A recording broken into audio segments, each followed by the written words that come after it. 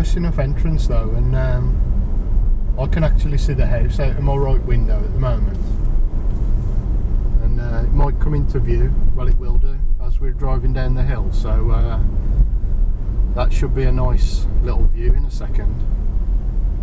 Lovely parkland.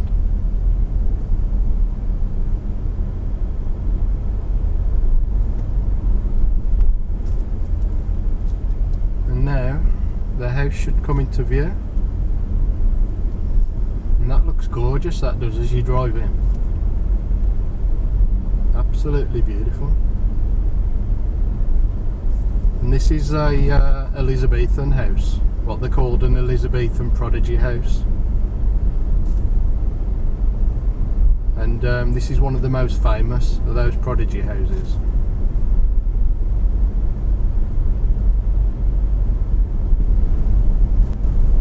Lovely morning. We've got some of the autumn colour going on with the trees.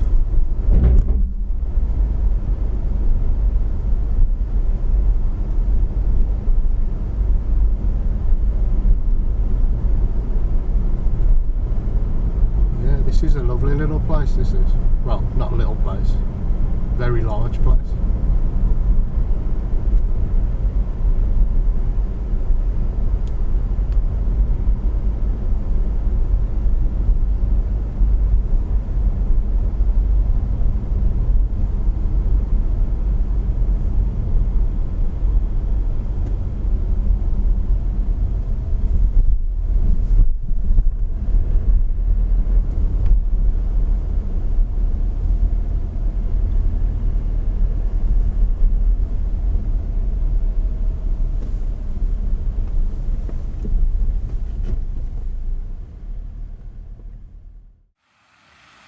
So here we are at the Grade 1 listed Longleat House.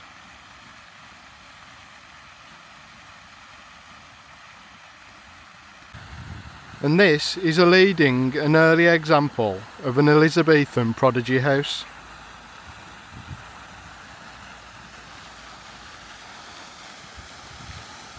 And as you can see, we've got these water fountains on each side of this little drive up to the house.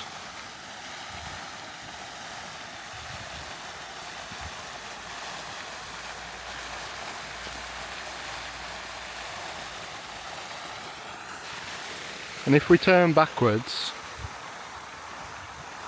that would have actually been the main drive and lodge to the house. The entrance lodge, right at the end of that drive and avenue down there.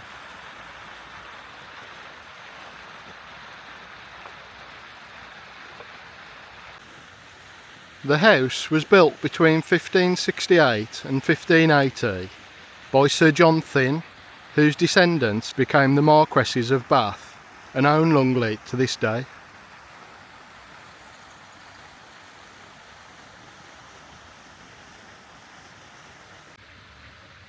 He was helped with the design by several architects, including Robert Smithson.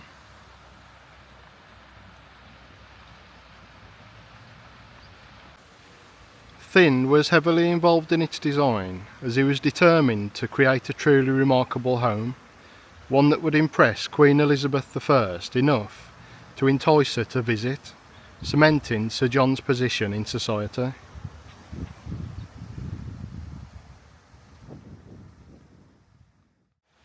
It took 12 years to complete and is widely regarded as one of the finest examples of Elizabethan architecture in Britain. And you can see that it's constructed with the lovely honey-coloured Bath stone.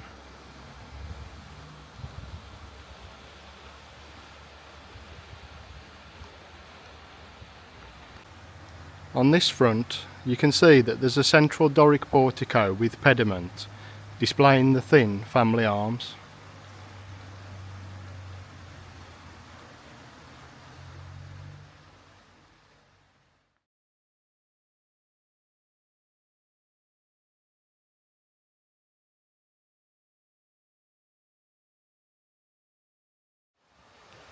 On this front you can also see these medallions or busts running along the building, and I'll get a close-up picture or two.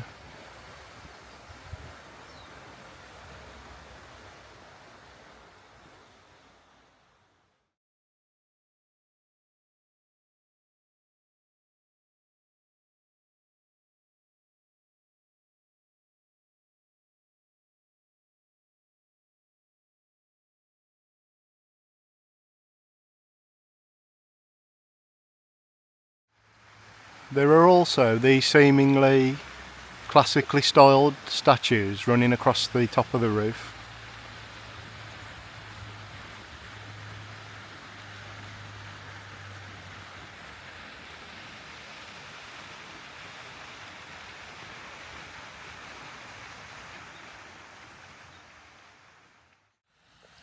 The house apparently features 128 rooms and 365 windows, with panes made from imported Spanish glass.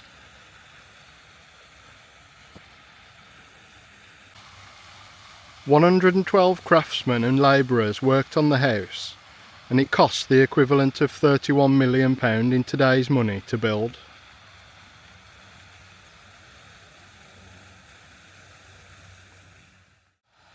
In the end, Queen Elizabeth did visit, and Thynne pulled out all the stops, presenting her with a necklace that cost almost £500,000 in today's money, and 3 times as much as he'd spent on buying the land at Longleat in the first place.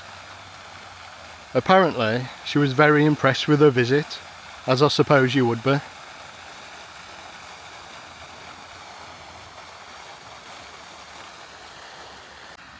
Then, moving on hundreds of years to 1949, and due to family debt, large parts of the wider estate were sold, and it was also decided to open the house to the public to further raise funds.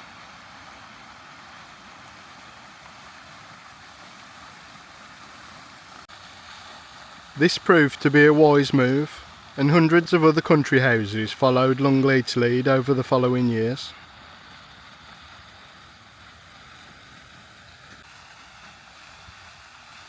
Then, a little later on, in 1966, Longleat became the site of the first drive-through safari park outside of Africa. And today, around 500 animals, spanning more than 130 species, roam the 9,000 acres surrounding Longleat House, and the safari park has become the estate's main source of income.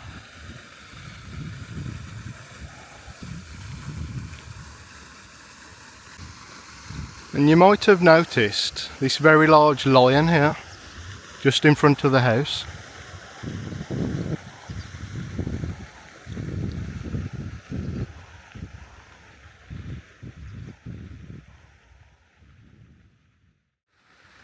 This impressive piece of art, by a sculptor named Bruce Little, was created to commemorate 50 years of the safari park.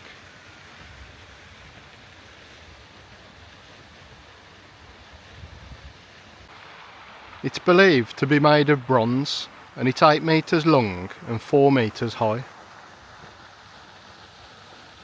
And it actually doesn't look too bad in front of the house. I quite like it.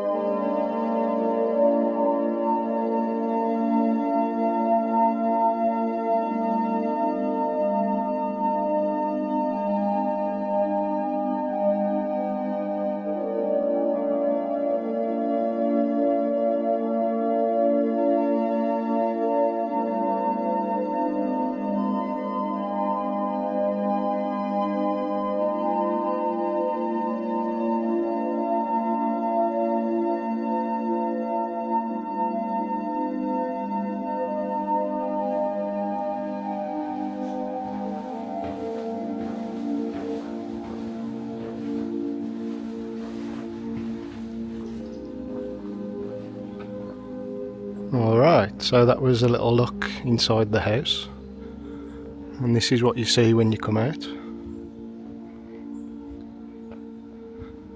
I believe in this little building there's a model of the house.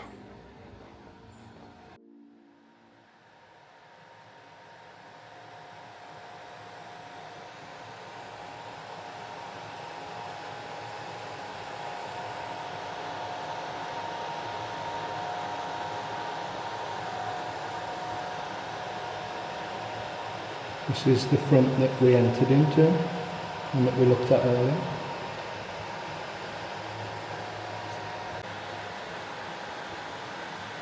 There's the lion as well.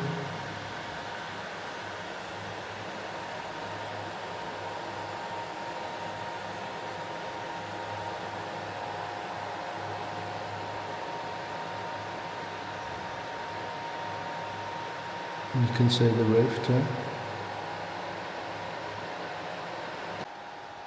Incidentally, it looks like this is the old building for hanging game that they've caught. So they would have had all the animals hanging in here for like a week or so until they used them during mealtime.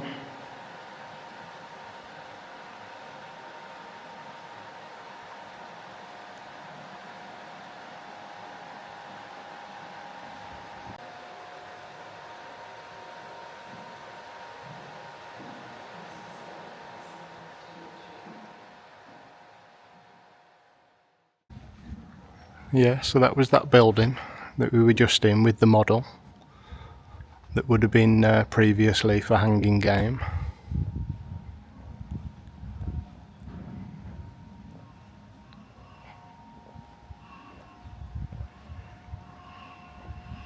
Alright, looks like we've got to go out this way.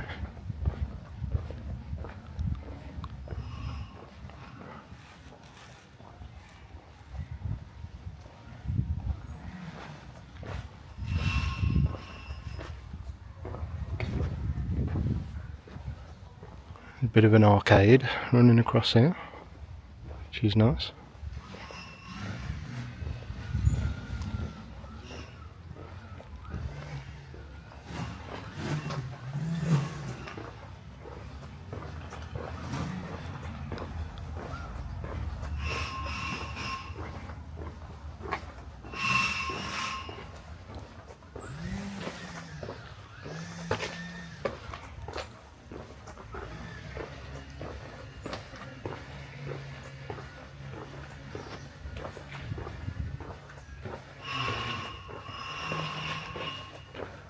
Looks like this might be leading us to what looks like an old stable block or something, possibly.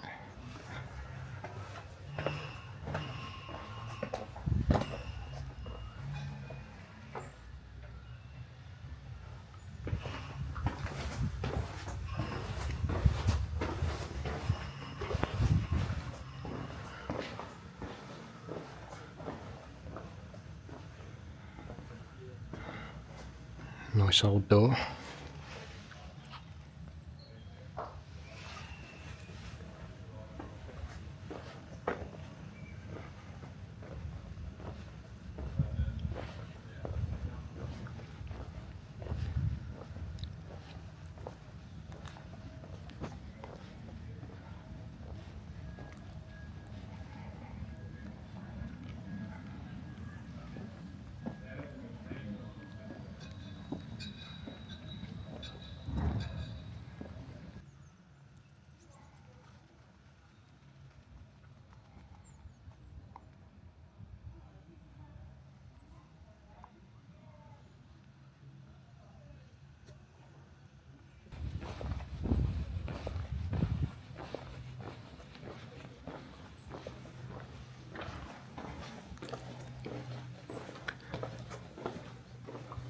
Right, I think some of the formal gardens are down this way.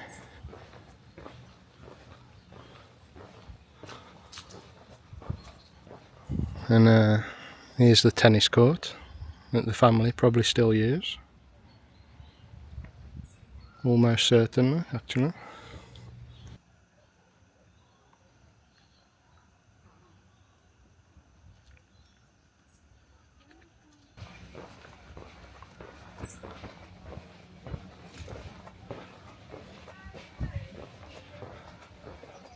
Nice bit of topiary in this area.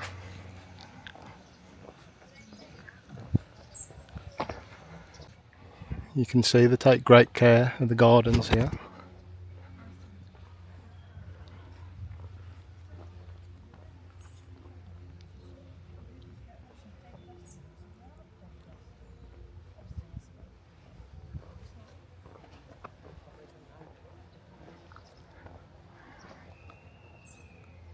And that is the other side of that building with the model in there.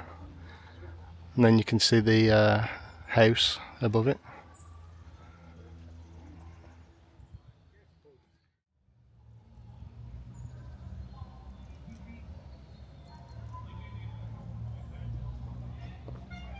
I think that was a peacock.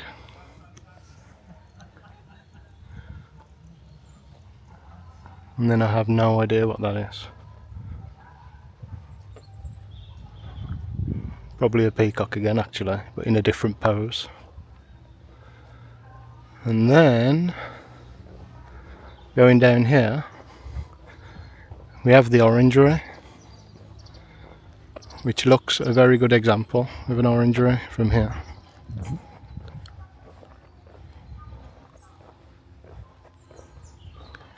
And there appears to be a decent fountain in the middle as well.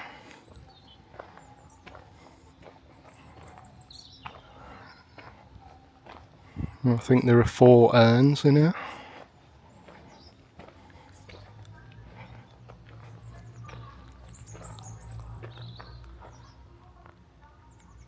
Just like that one.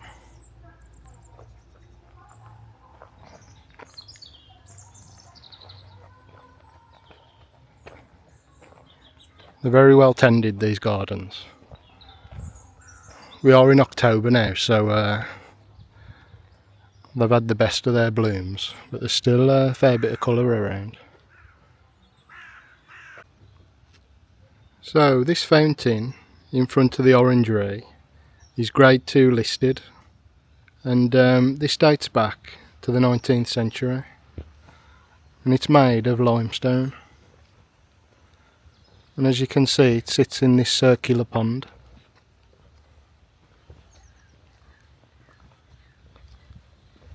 And it appears to have cobblestones and tiles around the edges.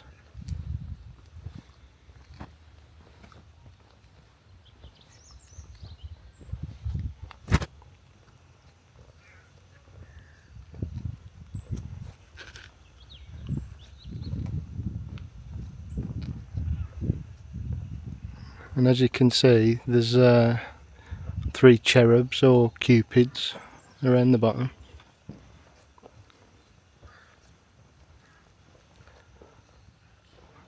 Okay, let's go and have a little look at the orangery. And this orangery is grade 1 listed.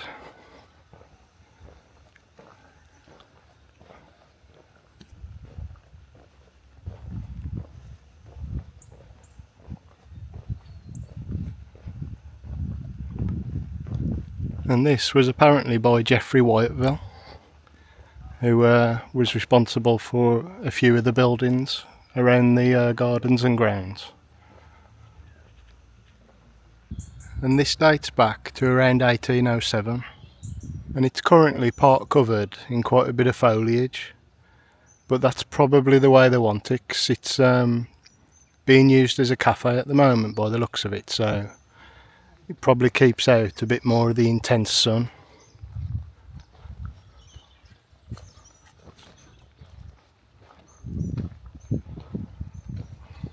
Here's another one of those urns, obviously in a classical style.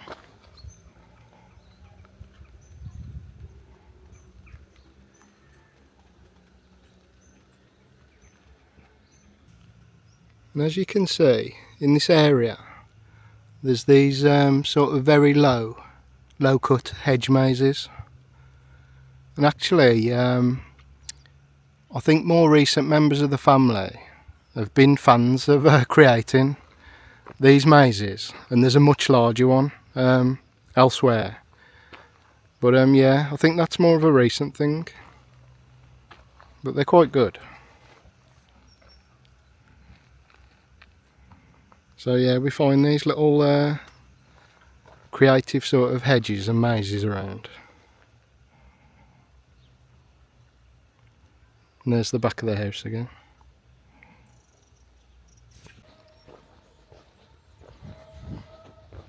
Okay. So if we go past the orangery, or the conservatory, look what we have here. A secret garden. What could be in here?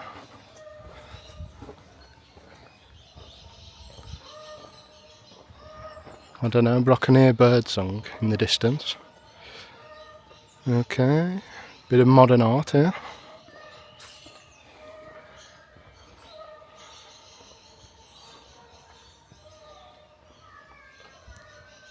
Obviously a man holding onto a horse in some way. Not sure why. Struggles and Triumphs by Ronnie Wood, 2018. I wonder if that's the famous Ronnie Wood.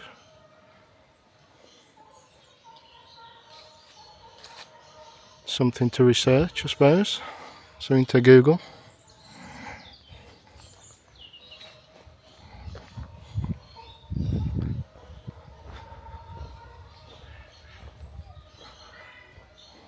Piece of statuary down there that looks a bit older, but can't get closer because I've got to keep off the grass. So I'll take a picture for you and zoom in a little bit on that one.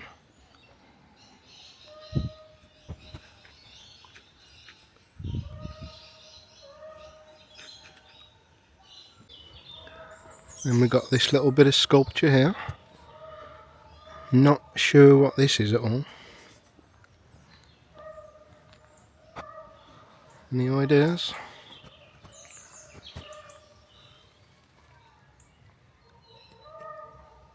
No, me neither. I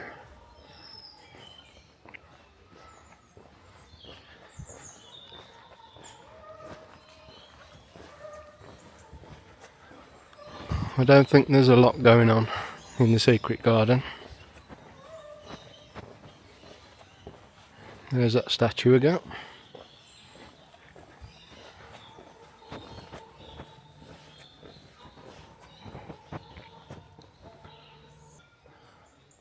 But look what we've got when we come out of the secret garden.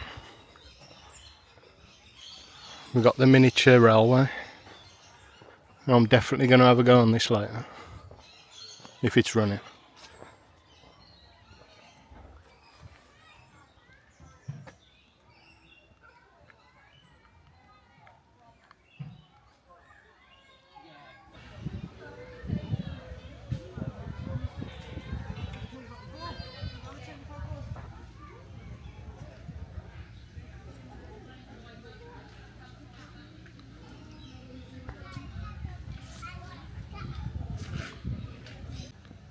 Alright, so I've just come back through the little secret garden again, and we're going to have a look at the next sort of old garden feature now.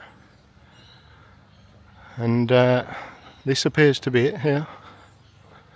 And this is the old boathouse, and this is actually a really impressive boathouse.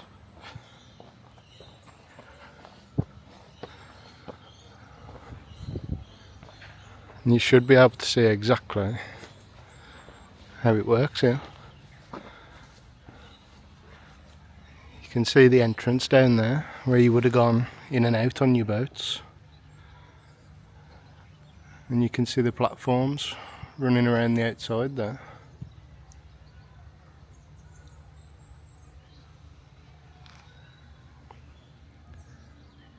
And then coming around here, you can see it's quite close to the house really. through here we've got the orangery that we've just looked at, and there's the house. And I suppose if we go around here, which I haven't been through yet, ooh, it's a nice large garden in there. It's quite impressive. Anyway,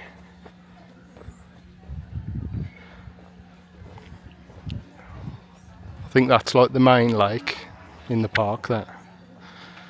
We'll be going on a boat trip in a little while.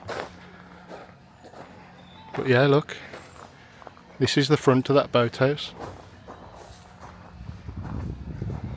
And we'll be just round the other side. And like I said, there's the entrance at the bottom there, where you would have gone in and out on your boats. And before there was this metal mesh, you would have gone straight out onto the lake, which is called Half Mile Lake, I believe, because it measures around half a mile, I suppose. Yeah, so this boathouse with covered bridge across the top is grade 1 listed, so it's quite special. And this is also from around 1807 by Geoffrey Whiteville.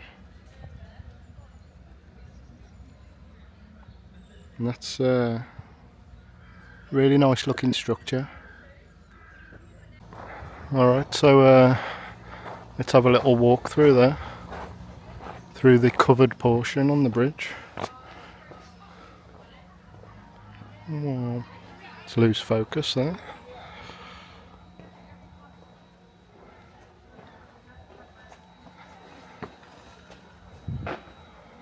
So it's not just a bridge, it's a covered bridge.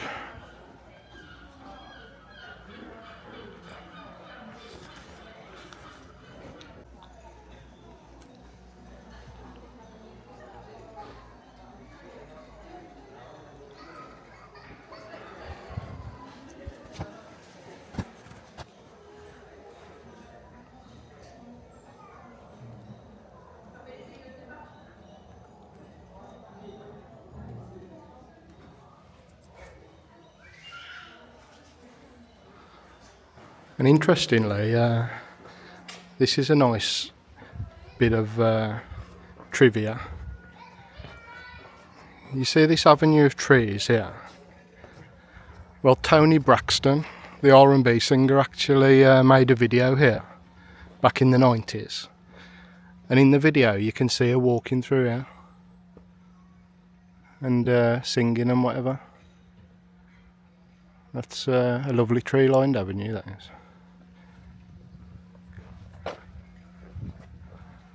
So yeah, it's worth having a look at that video just to check that out, really. But interestingly, she doesn't actually seem to use much of the house or anything else. It's just seems like they've travelled all the way over here just to use a tree-lined avenue for some reason. Strange but true. And also, several episodes of the BBC's Doctor Who have been filmed here as well.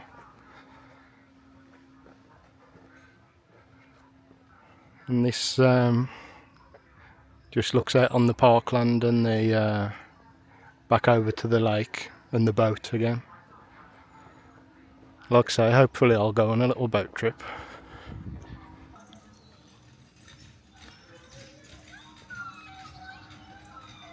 Just another little look at the boathouse and bridge there. And we're at the back of the boathouse again now. Nice old door, firmly locked now.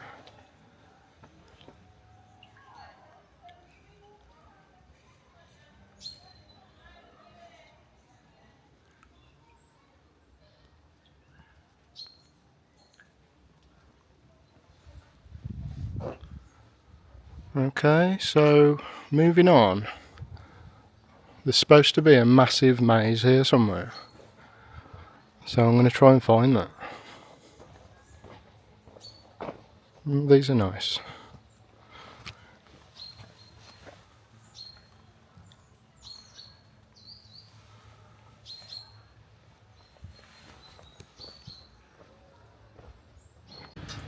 Alright, so you actually have to go past the railway.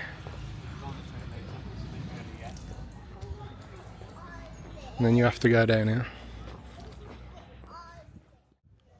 Yeah, so this is the UK's largest hedge maze. And then it tells you to get lost. Get lost. Try and have a quick look, but probably end up being in here for an hour or something.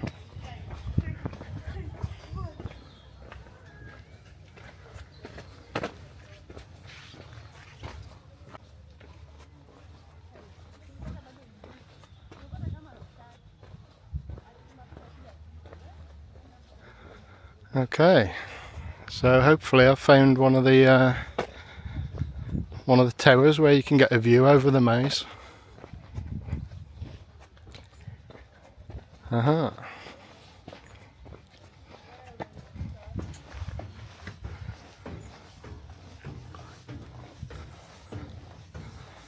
Da, da, da.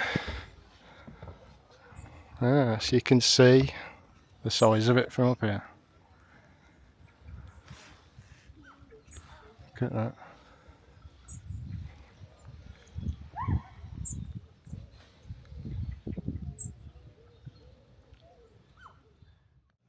Yeah, so like I said, this is the UK's largest hedge maze.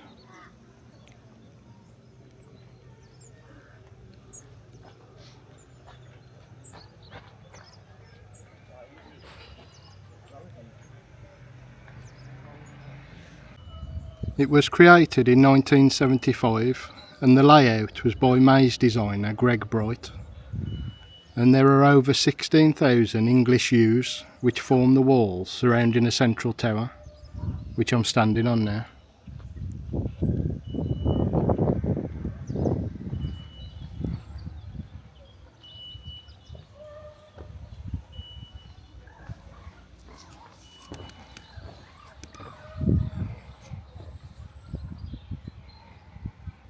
You can see how large it is.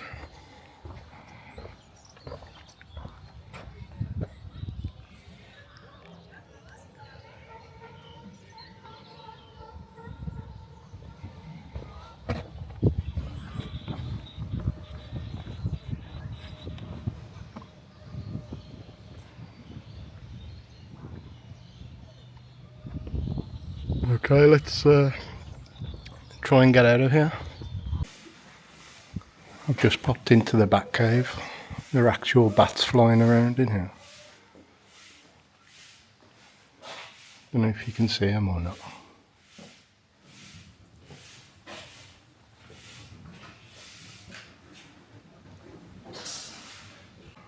They actually come flying right by your head.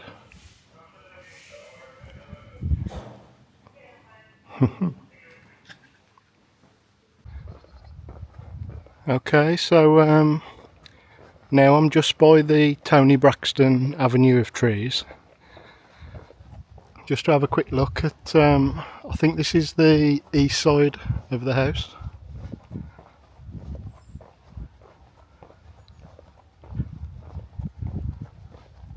That's the north side there. This is the east. And I think the south front was the one that we looked at when I first got here.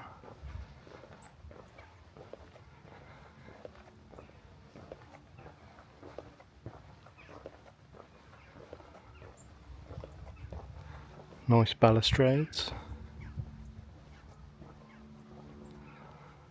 I would say that a lot of these have been replaced, probably.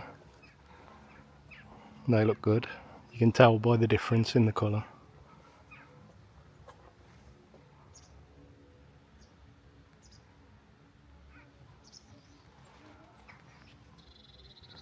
And there's a couple more statues along the edge of the roof.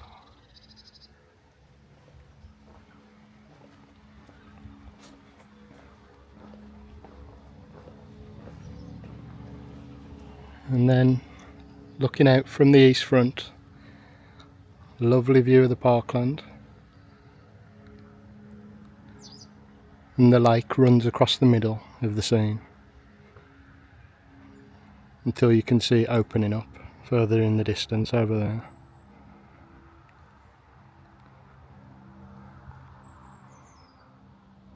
Then over past all those trees down there, that's where you get on the miniature railway and the jungle cruise and all that type of thing.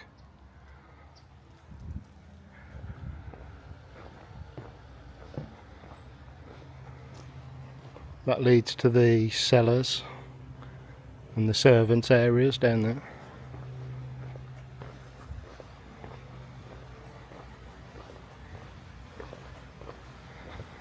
Like I said, this is where we were originally earlier.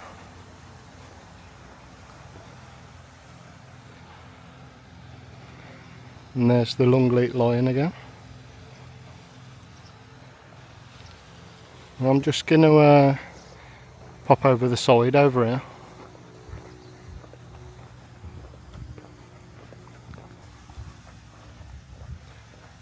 It's a gorgeous looking house, that is.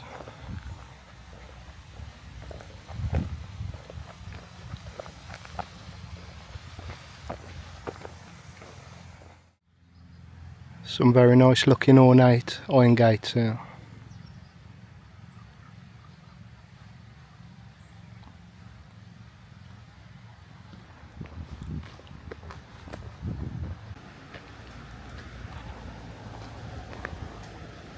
Okay, so I think I read there used to be a waterfall over here leading into the lake. I can hear it, but I can't see anything. You can see there's a rockery over there. Oh wow, there's actually some really cool stone sculptures down there of females on horseback. Don't know if you can see it, but I'll get a couple of photos. It's a shame you can't see them properly.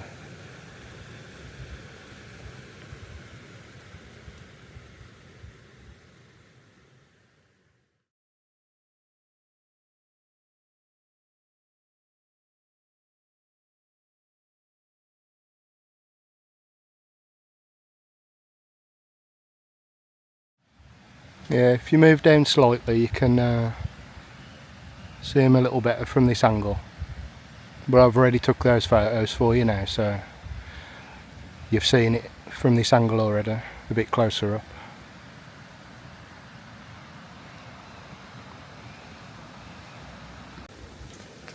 See if we can see anything from the other side.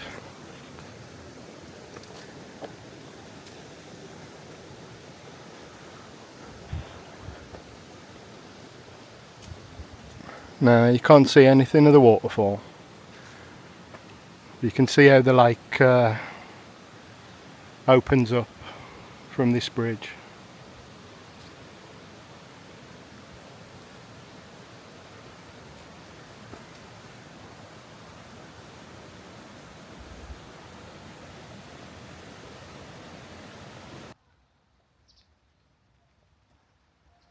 Okay, so I think we've covered most of the historical stuff that we can. So I think I'm going to go and check out the jungle cruise on the lake and the miniature railway, I believe. And maybe a few of the other little bits with the animals and stuff.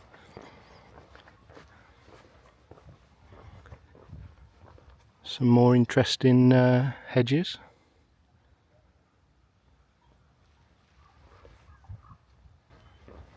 Yeah, like I said earlier, they really do take care of the gardens here. Really nice to see.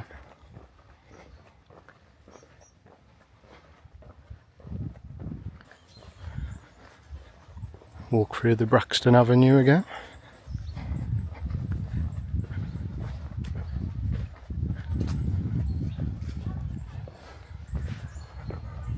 And then over the boathouse via the covered bridge.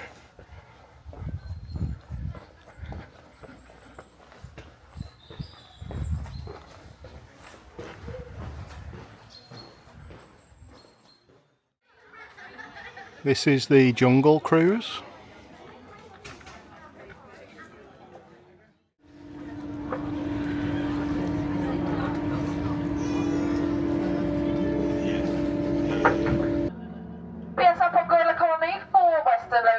is this one front and centre. This is our dominant male, Keisho. Just towards the back, sitting on the hill, that is his younger brother, Alfie. The one that's just walking towards the left-hand side there with the brown back, that is going to be Sue Betty. And it's just Yuba we are on the lookout for. I can't see him quite yet. But this is just over an acre of land. There are lots of places that they can be hiding. So I'll keep an eye out for Yuba. A very lovely view of Quiche here, our dominant male. Now Quisho, he's our dominant male not because of the colour of his fur. We have actually got 3 silverbacks here at Longleat. So Quisho, his younger brother Alfie towards the back, and Yuba, they've all got silverbacks. It's just a sign of maturity. Just like us, they just go grey with age. But the reason that Quisho is our dominant male there is actually because of the shape and size of his head. Have a look at the top of his head. It's cone-shaped. It's called his crown. It's an elongation of his jaw muscle. Just means he has the strongest bite compared to the other gorillas. And that's what makes him the dominant one. Quisho, he has twice the bite force of a male lion. It's even stronger than the polar bears, and theoretically he can crack a bowling ball clean in half with his bite. It's absolutely useless though at Longleat. 1, he's a vegetarian, and 2, his favourite food is yoghurt. Yeah. They come this close, let alone face the right way, so to see Yuba's face right now is very lovely to see.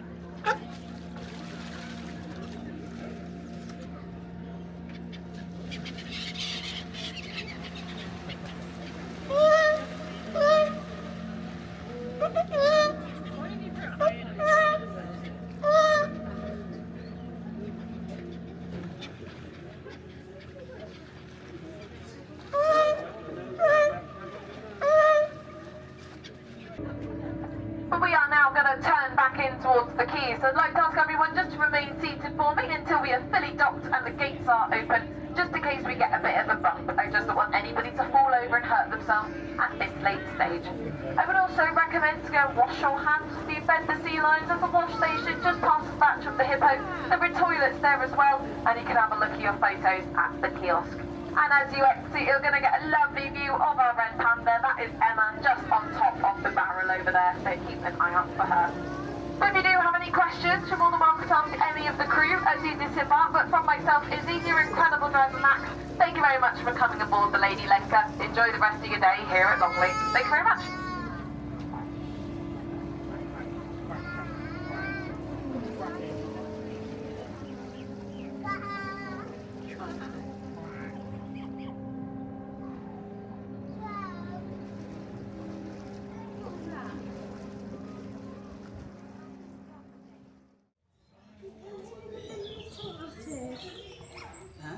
Baby otters here. Oh.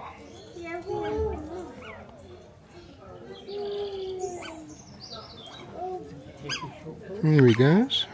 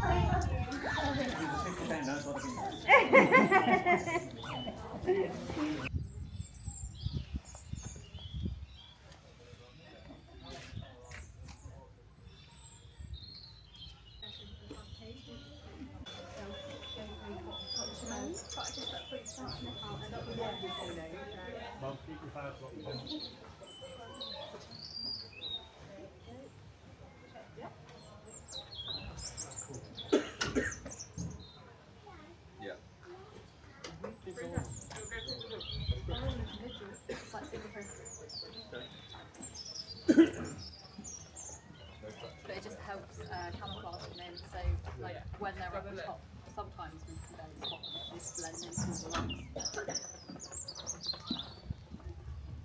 Like I say, it's a perk and smaller. You can. That's what I can hardly find do sometimes, because you're small. You camouflage. So how many have you got here then? It's 4 girls and we've got 7 boys. What's he doing? Yeah. Is that Harley? That was Harley, yeah. Oh, look, there's another one coming And down. then Elsa's coming down now. Elsa's the mother. No, so Elsa's one of the daughters. Right. She's easy to remember, she's got no tail. Got bitten in a fight and it got infected, so they just took it off. She wasn't even involved in the fight, she was just nearby. Yeah. Okay.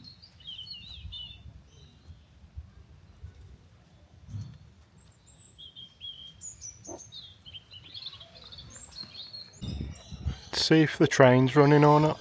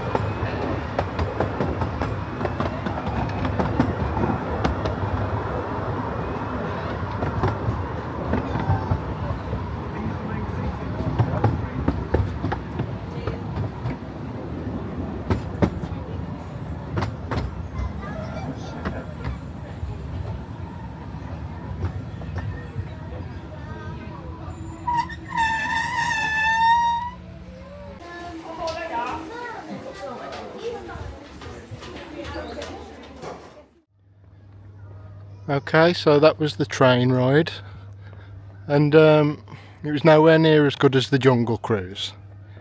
I think, to be honest, they need to add more points of interest to have a look at while you're going on your way around. So yeah, the railway's not the best, but it's worth jumping on, I suppose. Okay, so that was Longleat House. I hope you enjoyed having a little look around, and it's definitely worth a visit, especially if you've got kids, obviously, because there's plenty of stuff for them to see and do. But yeah, it's a bit pricey to get in. It's 40 odd quid for a single adult ticket, but once you do get in, pretty much everything's free. I mean, everything I've looked at today, all of that's free once you've paid your entry fee. So yeah, and there's even the drive safari that I've not even done yet. I might do it now before I go. So obviously if you do that, you'll be seeing all the lions and everything. So that's probably most of the ticket cost actually for that. So yeah, it's well worth a visit here. The house is absolutely gorgeous. Lovely parkland.